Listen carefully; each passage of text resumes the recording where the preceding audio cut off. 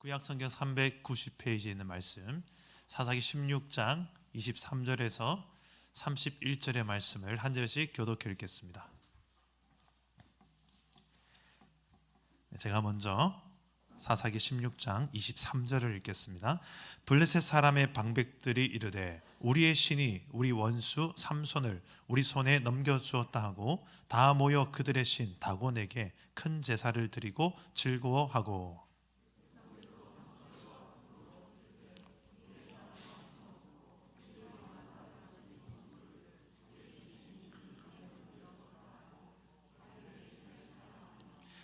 그들의 마음이 즐거울 때에 이르되 삼손을 불러다가 우리를 위하여 제주를 부리게 하자 하고 옥에서 삼손을 불러내매 삼손이 그들을 위하여 제주를 부리니라. 그들이 삼손을 두 기둥 사이에 세웠더니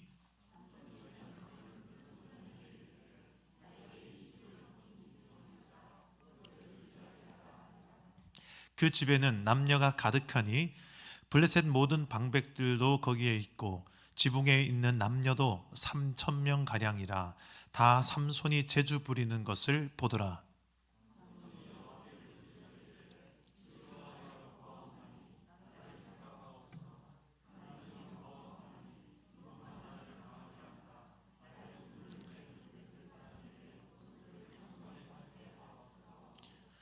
삼손이 집을 버틴 두 기둥 가운데 하나는 왼손으로 하나는 오른손으로 껴 의지하고,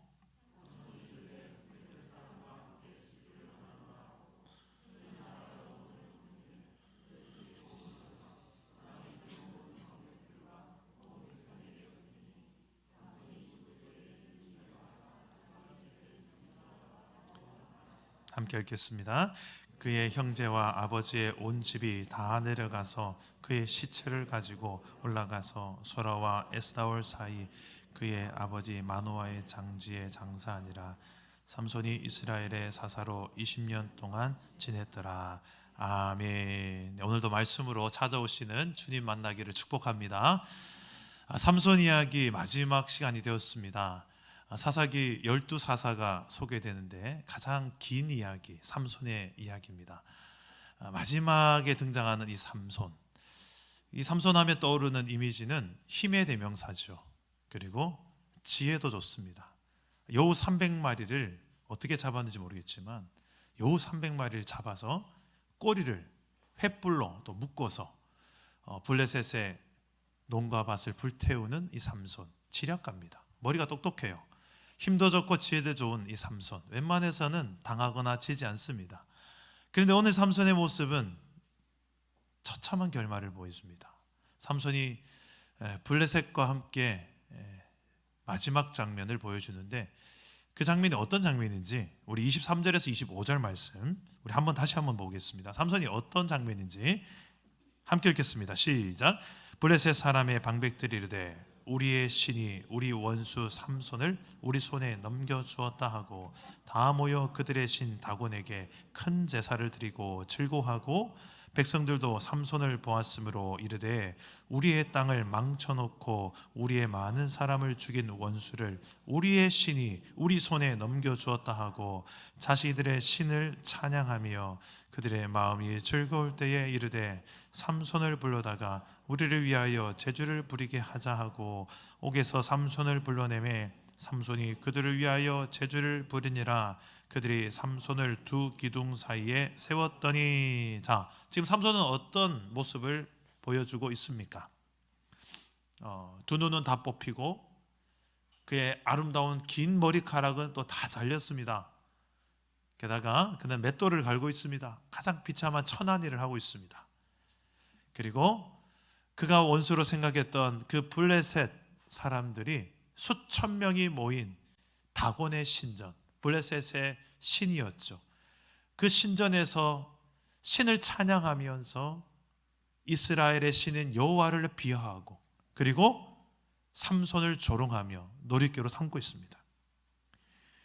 이런 굴욕적인 삼손의 모습, 그리고 이스라엘을 대표하는 사사 삼손, 그리고 그 나라를 대표하는 신, 블레셋의 신 다곤, 이스라엘의 신 여호와 하나님, 우리 신이 이겼다.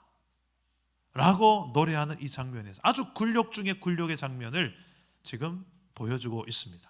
왜 이렇게 되었을까요? 삼손의 시작은 아주 화려했는데 왜 이렇게 비참한 결말의 모습을 보여주고 있을까요? 이 비참한 상황에서 삼손은 한 가지 기도를 합니다. 28절 말씀에 보면 하나님이여 구하옵나니 이번만 나를 강하게 하사 나의 두 눈을 뺀 블레셋 사람에게 원수를 단번에 갚게 하옵소서 기도합니다.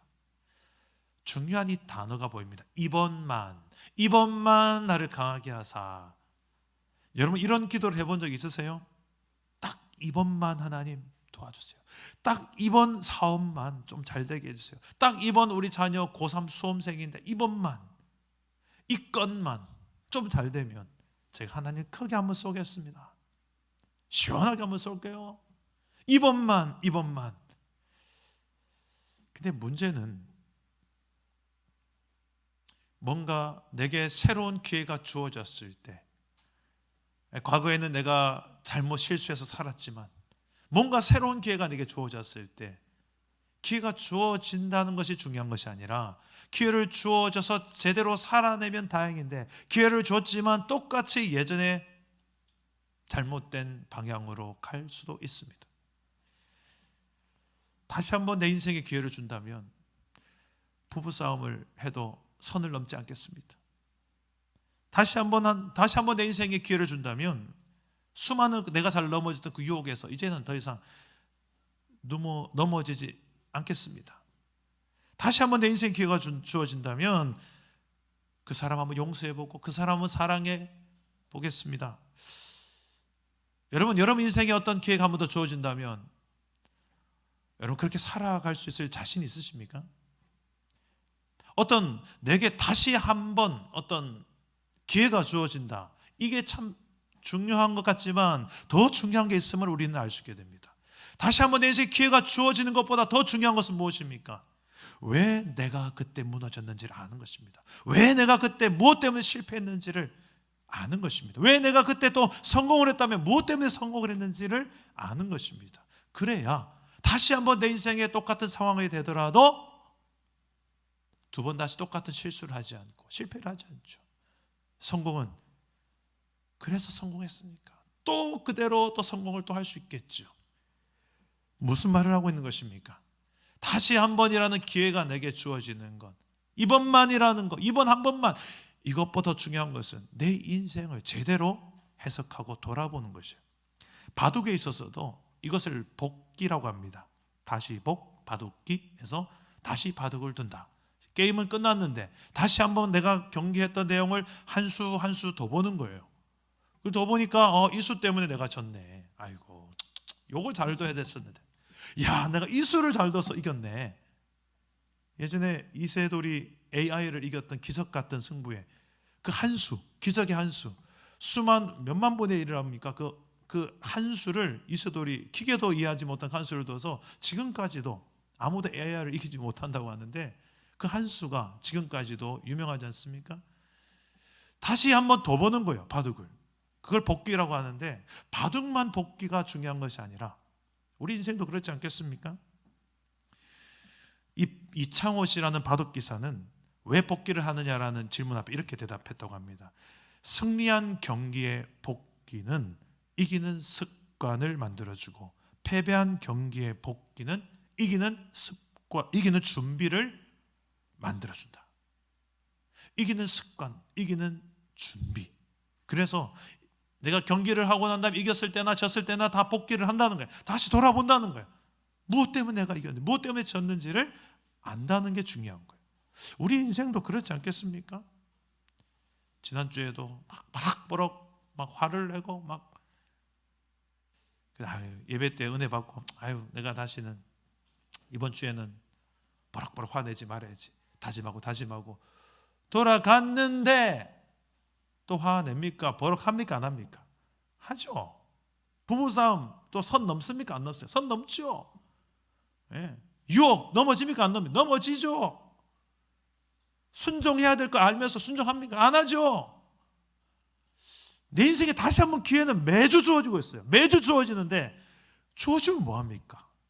그렇게 정답을 알면서도 안 사는데, 근데 중요한 것은 왜 이런 일들이 벌어지는지 다시 한번 내 인생을, 내 삶을 정확하게 복기해 볼 필요가 있다는 거예요.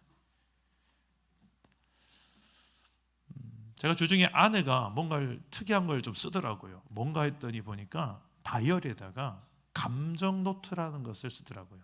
혹시 아십니까? 감정 노트. 요즘 제 아들과 딸이 이제 사춘기에 서서히 접어들면서 아내의 볼륨이 조금씩 올라가는 횟수가 가끔 늘어나더라고요. 집에서 자식들을 기르다 보면 그럴 수 있죠. 언성이 높아질 수 있죠.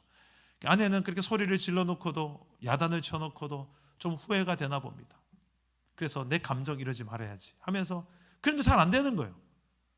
또 상황에 또 소리 지르고 또 소리 지르고.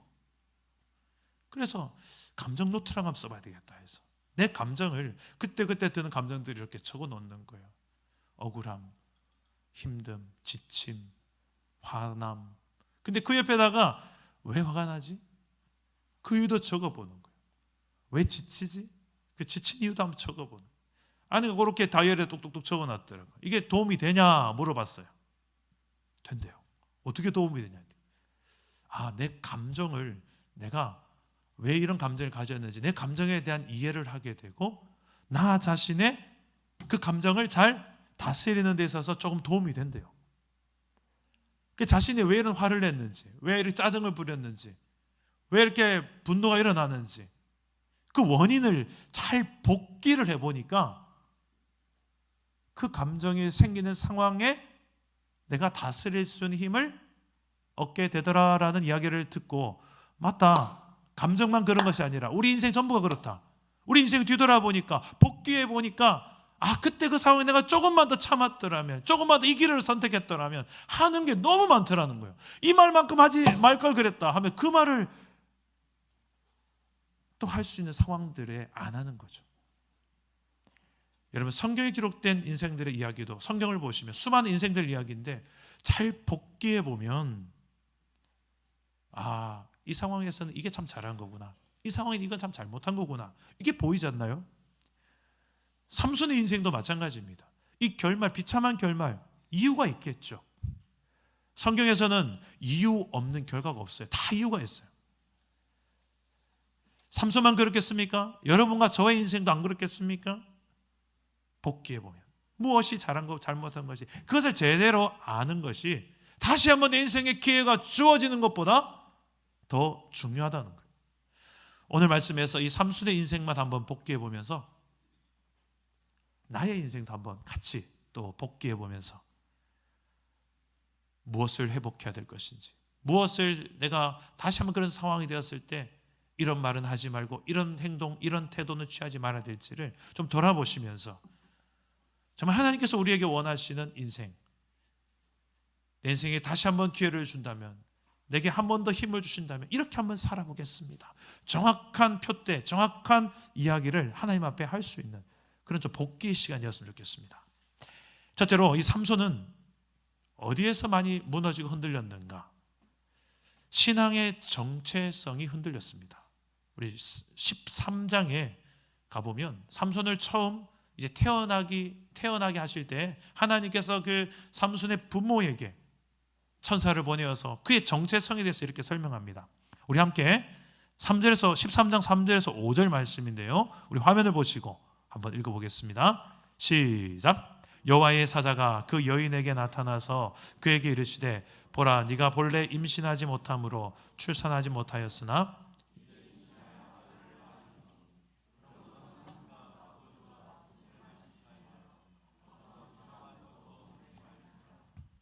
보라, 네가 임신하여 아들을 낳으리니 그의 머리 위에 삭도를 대지 말라. 이 아이는 태에서 나옴으로부터 하나님께 바쳐진 나실인이 됨이라. 그가 블레셋 사람의 손에서 이스라엘을 구원하기 시작하리라 하시니. 자, 삼손의 정체성 가장 잘 드러내는 한 단어가 있습니다. 나실인. 이 나실인이 무슨 뜻이라고 지난 설교 때 이야기했습니까? 나실인은 구별하여서 바쳐진 자, 거룩하게 따로 구별해서 하나님께 바쳐진 자. 다른 말로 하면 네게 아니고 하나님 거다, 하나님 것이 되었다. 아예 삼손의 부모는 불임의 상황에 오랜 시간을 보냈어야 됐습니다. 아기가 없었어요. 그러나 하나님께 천사를 통해서 희망의 소식을, 빛된 소식을 전해준 거예요. 임신할 것이다, 아들 낳을 것이다. 그런데 그 아들 네게 아니고 내 끼다. 하나님께 거룩하게 구별돼서 바쳐진 나실인으로 길러야 된다. 그리고 그 아들이 장차 이 블레셋의 손으로부터 이스라엘을 구원해낼 것이다. 삼손은 이렇게 살아가야 될 정체성이 있었습니다. 그런데 삼손은 어떻게 살았냐면 무너져요.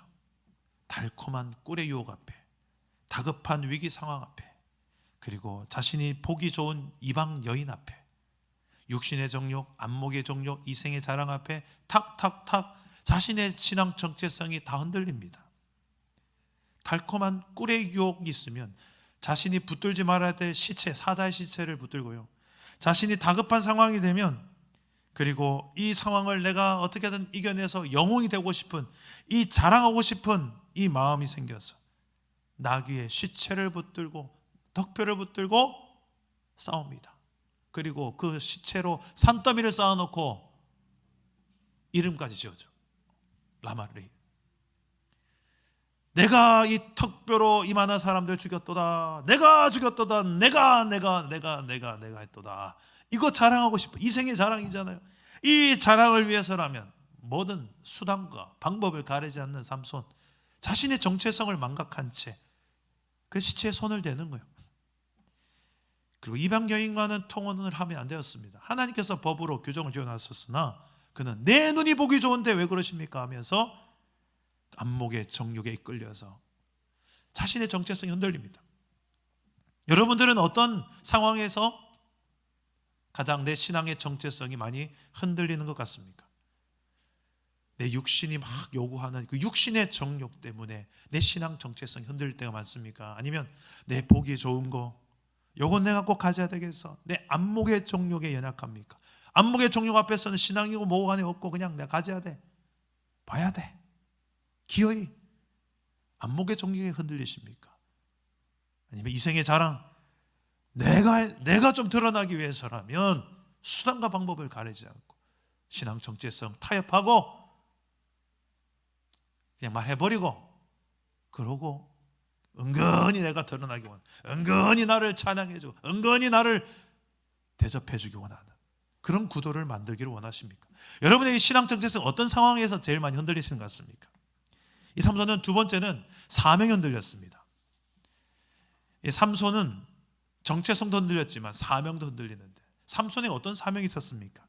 사사기 13장 5절 한번 화면을 보시고 한번 읽어봅시다. 시작.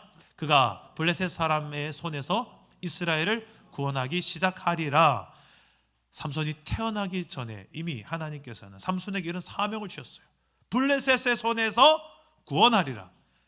40년 동안이나 압제를 당했던 이 이스라엘, 블레셋의 그 손해로부터 구원하리라가 이 삼손의 사사의 사명이었어요.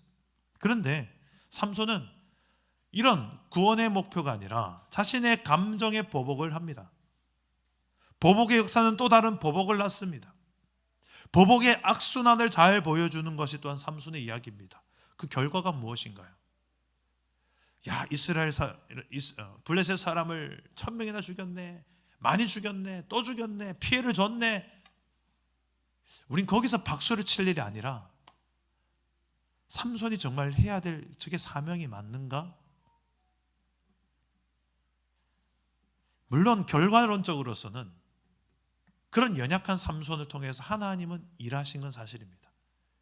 하나님의 살아계심을 그 연약한 삼손을 통해서 일하신 건 사실입니다만, 그 삼손의 흔들리는 정체성과 사명을 합리화시킬 수는 없습니다. 그 결과는 이스라엘의 평화가 찾아왔다기보다는 계속되어진 갈등은 더 심화되었습니다. 왜 삼손이 이렇게 신앙 정체성과 사명이 흔들렸을까?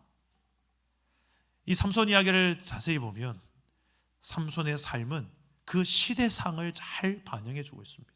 삼손이 살았던 시대는 어떤 시대입니까? 사사기 시대. 사사기 시대는 이 한 말씀으로 요약이 됩니다. 사사기 21장 25절 화면을 보시고 함께 읽어봅시다. 시작. 그때에 이스라엘에 왕이 없으므로 사람이 각기 자기의 소견에 오른 대로 행하였더라. 이게 사사기예요. 사사기는 왕이 없던 시대, 통치자가 없던 시대, 그래서 지 맘대로 사는 시대, 기준이 없는 시대, 각자가 자기 기준대로 사는 시대. 그런데 이스라엘에는 왕이 없었던 게 아니에요. 기준이 없었던 게 아니에요. 하나님이 왕이셨고 하나님이 기준으로 율법과 계명을 주셨어요. 하나님 왕이시고 그분의 기준이 율법과 계명이었어요. 다 있었어요. 그러나 문제는 백성이 왕을 왕으로 인정하지 않았고 왕의 기준을 무시했던 거죠. 내 기준이 왕의 기준보다 더 낫다였죠. 그래서 각기 자기의 소견에 옳은 대로 행했던 것. 삼손도 마찬가지였어요. 삼손도 이런 어두운 시대 속에 서서히 타협하고 물들어갔던 거예요. 그런 이 모든 것을 한마디로 통틀어서 삼손이 흔들렸던 이유를 한마디로 이야기한다면 이 자기 중심성이었습니다. 이 자기 중심성. 이 자기 중심성을 극복하지 못하면 내 삶에 하나님의 나라는 이루어지지 않습니다. 내 가정에, 일터에서는 내 중심적으로 돌아가면 천국 같은 가정이 될 거야. 해보세요. 되는가? 안 됩니다. 더 지옥 같은 가정을 경험할 거예요. 다 이를 갈고 있을 거예요. 내가 그렇게 선하지 않거든요. 내가 그렇게 성숙하지 않거든요. 내가 그렇게 온전하지 않거든요. 내가 그렇게 믿을 만하지 못하거든요. 어느 정도 나 자신에 실망해봐야 아시겠습니까? 나 중심으로 돌아가봤자 그 결과가 처참하다는 거 어느 정도 실패를 경험해봐야 아시겠습니까? 이 자기 중심성은 성경 전체를 걸고 그 길로 가면 망한다.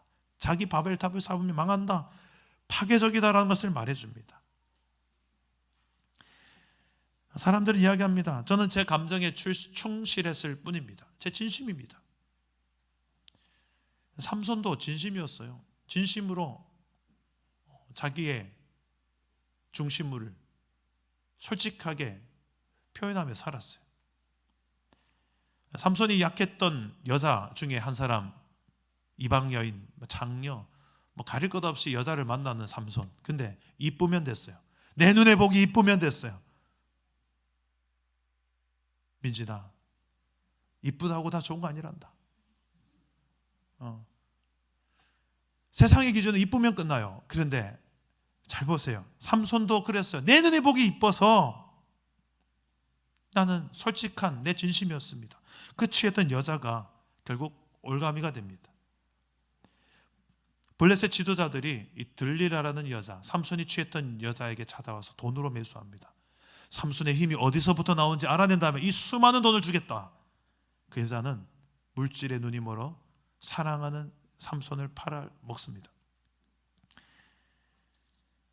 삼손이 찾아가서 묻습니다. 삼손 자기 힘이 어디서 나와? 삼손 하면서 애교 버전을 펼칩니다. 처음 몇 번은 삼손이 자신의 진심을 하지 않습니다. 그러나 마지막 결국 자신의 진심을 이야기합니다. 내 힘의 근원은 머리카락에서 나오. 이 머리카락이 잘리면 나는 힘을 쓸 수가 없다오. 삼손의 진심이었어요. 근데 사사기 14장 6절에 보면 삼손이 사자를 때려잡을 때, 그리고 블레셋 사람 1000명을 때려 죽일 때 그 힘이 어디서부터 나오는지를 정확하게 이야기합니다. 우리 한번 화면을 보시고 읽어봅시다. 사사기 14장 6절 시작. 여호와의 영이 삼손에게 강하게 임하니 그가 손에 아무것도 없이 그 사자를 염소 새끼를 찢는 것 같이 찢었으나 그는 자기가 행한 일을 부모에게 알리지 아니하였더라. 사사기 15장 14절 15절도 한번 읽어봅시다. 시작. 삼손이 레이의 이름에 블레셋 사람들이 그에게로 마주 나가며 소리 지를 때 여호와의 영이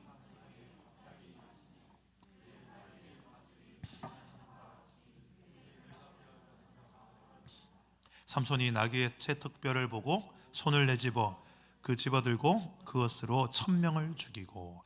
자, 사자를 때려잡을 때나 그리고 1000명의 블레셋 사람을 죽일 때나 그 힘이 어디서 나왔다고 성경이 이야기합니까?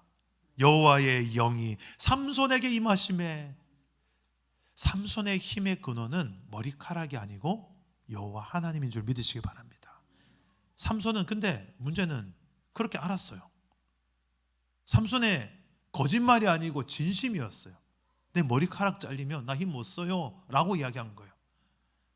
진심이 다 진실은 아닙니다.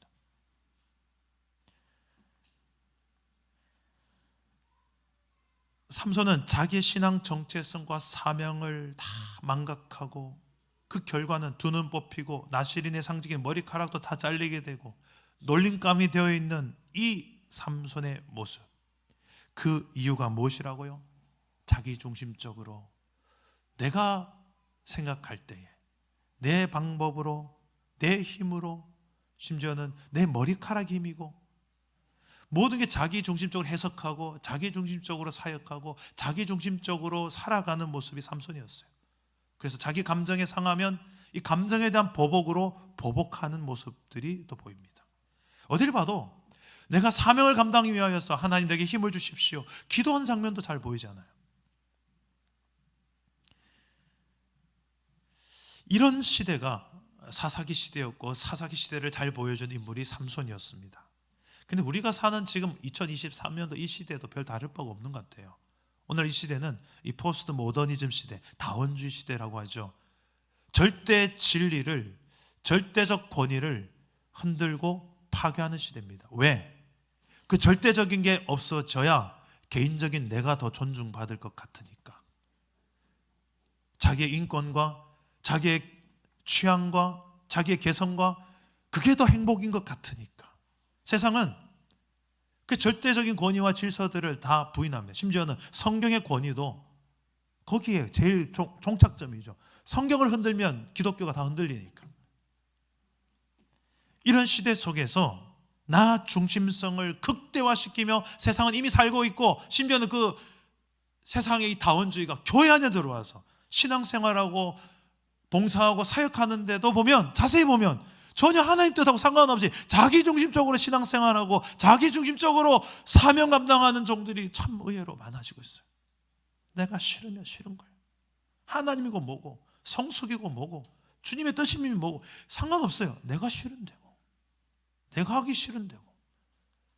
무섭습니다. 요즘 세대 더 무섭습니다. 다 갈수록 더 그렇게 되어가요. 뭐 말을 못하겠어요. 어떻게 반응할지, 저 사람의 중심에 뭐가 있는지 딱 보이니까 뭐 말을 못하겠어요. 삼손처럼 내 눈에 보기 좋으면, 이방 여인이면 못 돼요. 내 눈에 이쁘면 그만이지. 내가 사랑한다니까요. 진심이에요. 진심. 그런데 어딜 봐도 하나님의 뜻은 중요하지 않습니다. 세상은 말합니다. 네가 원하는 대로 살아. 렌트카도 보니까 이렇게 문구가 나와있죠. 끌리면 타라. 끌리면 타라. 이게 세상이에요. 지금 우리가 사는, 끌리는 대로 살아라.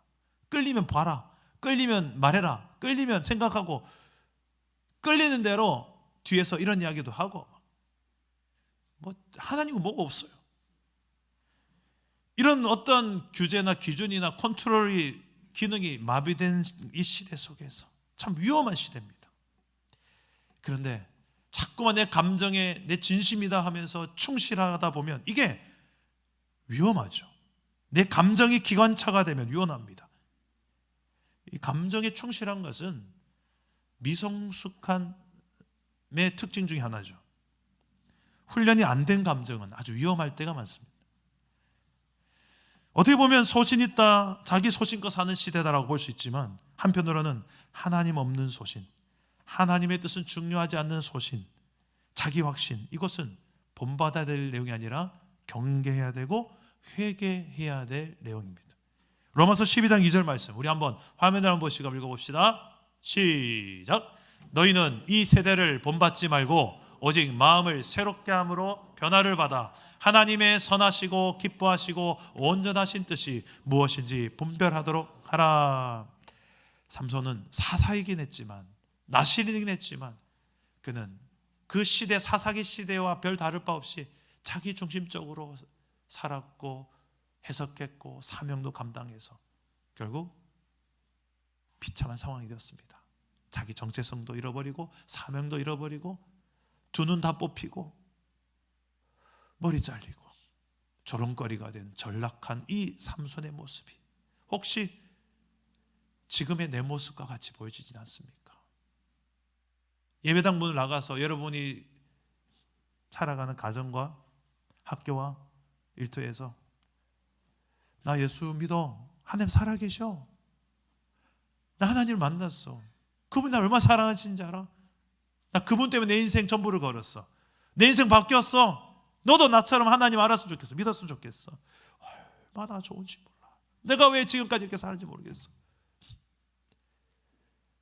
이렇게 당당하게 말하면서 내 정체성과 내 사명을 밝히며 살아가면 좋겠는데 혹시라도 들킬까 봐, 내 교회 다니는 거 들키면 어쩌지, 내 교회 다니는데 차마 말고 내가 이렇게 사는 걸 다 직장 동료들하고 친구들이 다 아는데 오 마이 갓, 내가 예수 믿는다는 게 들통나면 이건 하나님 나라의 덕이 아니고 독이 될 것 같다 싶어서 차마 말을 못하고 입을 못 대고 내 성질 더러운 거 다 알고 내 수단 방법 가리지 않는 거 다 알고 내 부정부패 비리를 다 아는데 내 직장 동료들이 다 보이는데 차마 입이 안 열리는, 지금 삼손이 딱 그런 상황이에요. 삼손은 지금 어딜 봐도 그의 삶에 그의 정체성과 사명을 난 나시린입니다, 나는 이런 하나님의 놀라운 사사로서 부르심이 있는 사명자입니다, 그래서 나는 나 중심을 살 수 없고 하나님께 바쳐진 하나님의 것, 하나님이 주인이신 하나님의 주권 인정한 삶을 살아야 될 사람입니다. 그래서 저는 아무리 다급해도 시체 손대지 않습니다. 아무리 달콤한 꿀이라도 나는 시체를 손대지 않습니다. 아무리 내 눈에 보기 좀 매력적인 것들이 내 스마트폰에 가득하고 내 눈에 보여도 아니요, 하나님의 기준이 아니면 저는 안 볼랍니다. 여러분, 이렇게 우리가 살아야 하지 않겠습니까? 어떻게 하면 좋을까요? 그래도 우리가 삼손을 봐야 될 이유는 그 마지막 장면에 희망의 빛이 보여요. 아주 작은 태양, 작은 빛, 정말 작은 빛처럼 마지막에 빛을 발하는데 그의 기도 해답이 있습니다. 다 같이 따라해 봅시다. 회복을 기도하라. 우리 28절 한 번만 더 읽어봅시다. 시작. 삼손이 여호와께 부르짖어 이르되 주 여호와여 구하옵나니 나를 생각하옵소서. 하나님이여 구하옵나니 이번만 나를 강하게 하사 나의 두 눈을 뺀 블레셋 사람에게 원수를 단번에 갚게 하옵소서 하고. 여러분, 이런 기도 주로 언제 합니까? 제 경험에 의하면 쭉 제가 지금까지 잘 살다가 이런 기도를 안 하더라고요. 제 신앙의 정체성과 사명이 무엇인지 알고 하나님 중심으로 똑바로 하나님의 백성답게 살 때 이런 기도는 잘 안 하더라고요. 언제 이런 기도 하냐면 무너졌을 때, 내가 나를 아는데 똑바로 못 살았을 때. 그런데 중요한 것은 내 앞에 지금 너무 중요한 시험이 있어요. 내 자식이 사고를 당했어요. 병원에 응급실에 실려갔어요. 이럴 때 하나님 이번 한 번만 좀 더, 제 경험에 의하면 이런 기도를 하더라고요. 이런 기도는 무엇을 의미하냐면 자신의 잘못을 회개하는 이 회개가 담겨져 있어요. 동시에 새로운 내 삶에 대한 다짐과 고백이 담겨져 있습니다. 여러분, 이런 기도를 해본 적 있습니까? 제가 만약 하나님이라면 네가 그렇게 살아놓고 한 번도 한다고 네가 제대로 살 수 있을 것 같으냐, 이럴 것 같아요. 그런데 하나님은 또 한 번 기회를 주시고 또 한 번 기회를 주시고 우리는 또 다음 주, 이번 한 주를 살아갈 것입니다. 이번 한 주의 기회를 또 주시는 거예요. 가정과 일터에서 또 주시고 또 주시고. 그게 지금까지 우리 인생의 반복 아니었습니까? 하나님은 이번 한 번만, 하나님 그 기도를 또 하나님 들어주세요. 우리 29절과 30절 말씀 한번 읽어봅시다. 29절 3절 30절 시작. 삼손이 집을 버틴 두 기둥 가운데 하나는 왼손으로 하나는 오른손으로 껴 의지하고 삼손이 이르되 블레셋 사람과 함께 죽기를 원하노라 하고 힘을 다하여 몸을 굽히매 그 집이 곧 무너져 그 안에 있는 모든 방백들과 온 백성에게 덮이니 삼손이 죽을 때에 죽인 자가 살았을 때에 죽인 자보다 더욱 많았더라. 보세요. 이 한 번에 자신의 목숨을 건 진정성 있는 하나님이 힘인 것을 깨달은 삼손의 기도가 살았을 때 죽였던 블레셋 사람보다 이 죽을 때 한 번에 이 사명을 감당하는 이 자신의 목숨을 건 이 행위가 훨씬 더 많은 사람을 죽였더라. 단지 이 카운터에서 얼마나 많은 사람을 죽였냐 그걸 세는 게 중요한 게 아니라 지금 성경 무엇을 말하고 있는 거예요? 그렇죠. 삼손이 살았을 때는 자기 중심적인 사역이었어요. 내 방식. 급하면 나귀 턱뼈 잡고 시체 손대고, 달콤하면 꿀도 손대고, 예쁘면 그냥 다 모든 게 용서되고, 이런 철저한 자기 중심적인 삶과 사역에 그의 인생 가운데 그나마 그러다 몇 명 죽였어요. 블레셋 사람. 근데 그것보다 더 많은 블레셋 사람들을 죽였던 이것에 집중하는 이유는 무엇일 것 같아요? 그렇죠. 삼손이 이제 죽을 때 됐어야 좀 깨달은 거예요. 아, 내 힘이 아니고 내 머리카락 힘도 아니구나. 나의 힘은 여호와 하나님이시구나. 이스라엘의 왕은 하나님이시구나. 그분의 통치 안에 살 때야 비로소 우리나라가 하나님의 나라가 되는 것이구나. 내 가정이 천국 같은 가정이 되는 것이구나. 이것을 깨달은 거 아니겠습니까? 지금 미국 땅에는 놀라운 부흥의 소식이 들려와요. 에즈버리 대학에서 평소에 드렸던 그 예배 한 번에 좀 특별한 예배가 된 것 같아요.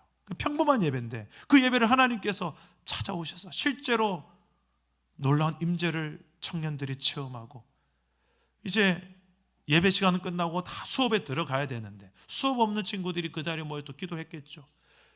근데 이 기도가 계속 끝이 없는 거예요. 찬양하고 기도하고, 그 수업 마치고 온 친구들이 또다시 채플실에 와서 또 예배하고 기도하고, 그러다 보니 지금 2주가 넘어갔습니다. 지금까지도 그 채플실에는 계속되어진 예배가 이어지고 있어요. 단지 그 대학교에는 채플실만 예배가 되는 것이 아니라 미국 전체가 다 주목하기 시작하고, SNS를 통해서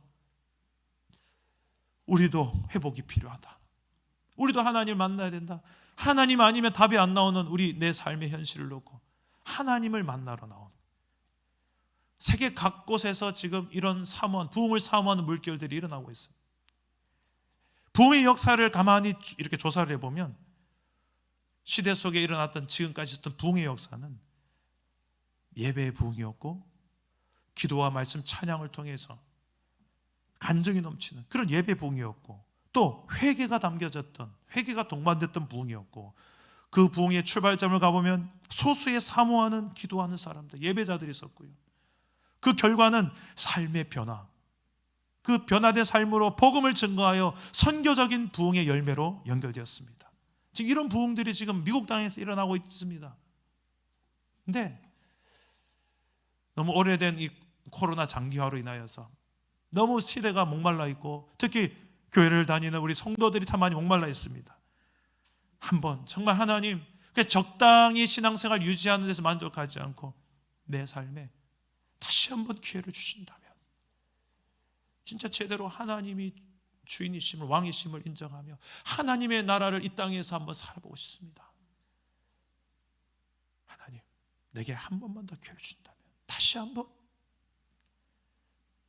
저도 이 기도를 22살에 군대에서 제 인생의 터닝 포인트였던 그때 이 기도를 했습니다. 다시 한번, 하나님, 모태신앙이었고 아버지가 목사님이었지만 하나님께 제가 제 인생 전부가 맞춰지지 않는, 여전히 나 중심적인 신앙생활을 했던 제 모습이었지만 제 인생에 다시 한 번 더. 그 기도 후에 제 삶의 환경은 바뀐 거 없었지만 저는 바뀌었고, 하나님 중심으로 살다 보니 그런 제 인생이 바뀌고, 저를 통해서 하나씩 하나씩 제 주변의 사람들이, 상황들이 바뀌기 시작하더라고요. 이 부흥의 역사가 여러분 필요하지 않습니까? 다시 한번. 하나님은 이런 삼손의 기도도 들으시는데 하물며 내 삶의 모든 영역에 있어서 하나님의 주권을 인정하며 자기 정체성이 흔들리지 않고 자기의 사명을 감당하며 하나님이 이 정체성과 사명을 위해서 성령의 충만함을 부어주시옵소서 기도하는 자에게 왜 응답하지 않겠습니까? 오늘 저와 여러분의 기도가 되어지기를 축복합니다. 우리 함께 이런 믿음을 담아서 함께 찬양하고 기도하겠습니다. 다시 한번 부흥을 주옵소서. 주의 나라가 이 땅 가운데 임하기를 소망하며 함께 찬양하고 기도하겠습니다. 주 예수의 얼굴을 구하며, 주 예수의 얼굴을 구하며, 예배하는 세대 일어나, 예배하는 세대 일어나, 주 위에 살며, 주 위에 살며, 주 위에 죽으니, 이것이 우리의 부르심. 살기 위해 주 따르지 않고, 주를 위해 죽기 위해 주를 따르며, 내 가진 것 모두가, 내 가진 것 모두 주를 위해 드리리. 주님의 일 행하시옵소서. 다시 한번 부흥을 주소서. 주의 나라가 이 땅에 다시 세워지는 그 영광을 우리 보게 하소서. 주 예수의 영광을, 주 예수의 영광을, 살기 위해 주 따르지 않고, 주 따르지 않고, 죽기 위해 주를 따르며, 내 가진 것, 주의 것, 내 가진 것 모두 주를 위해 드리리. 주님의 일 행하시옵소서. 다시 한번 부흥을 주소서. 주의 나라가 이 땅에 다시 세워지는 그 영광을 우리 보게 하소서. 주 예수의 영광, 주 예수의 영광. 다시 한번 부흥을 주소서.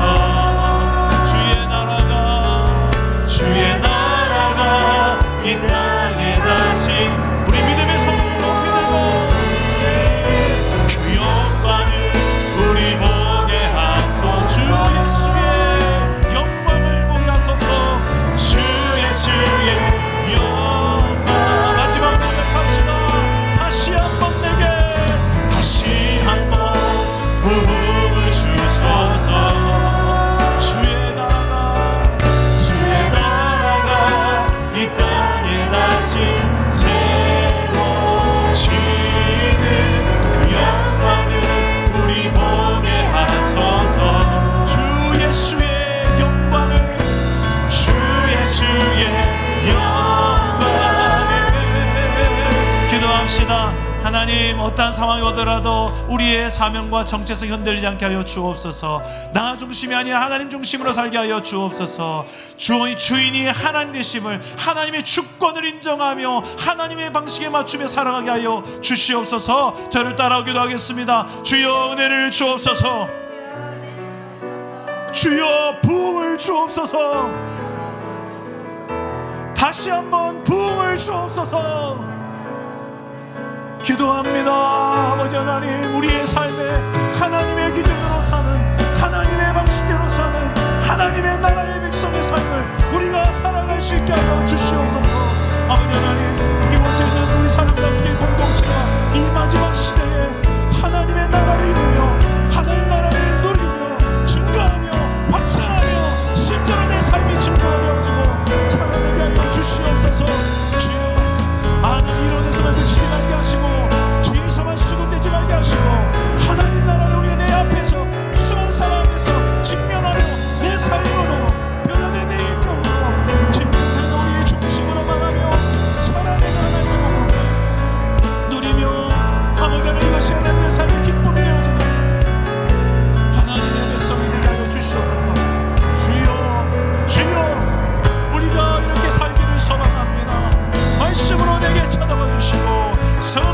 충만함으로 날마다 이 사명 감당할 수 있게 하여 주시옵소서.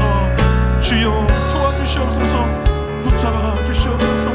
내 삶이 하나님 오라고 힘들어합니다. 목마릅니다. 주의 많은 순탄치와 불편하여 오늘 우리의 삶에 하나님의 회복의 은혜를 허락하여 주시옵소서. 주의 손으로 붙잡아 주시옵소서. 살아계신 하나님, 우리의 삶에 너무나도 많은 무너진 것들을 주님이 아십니다. 삼손과 같이 두 눈 다 뽑히고 머리카락 잘리고 조롱거리가 되어진 이 땅에 조국교회 현주소를 보며 다른 데 책임 돌리는 것이 아니라 그렇게 아무런 빛의 영향력, 소금의 영향력 발휘하지 못하고 살아가는 나의 모습 때문입니다. 주여 나의 죄를 용서하여 주시옵소서. 이 땅에 세워진 우리 교회의 죄를 불쌍히 여겨 주시옵소서. 세상 앞에 나약한 우리 교회가 아니라 정말 하나님의 능력이 나타나는 교회로 다시 한번 우리에게 힘을 주시옵소서. 우리의 가정과 일터에서 하나님의 나라가 이루어지게 하여 주시옵소서. 이 한 주간 우리와 함께 하신 하나님 안에서 부흥을 경험하기를 소망하오며 예수님의 이름으로 기도드립니다. 아멘.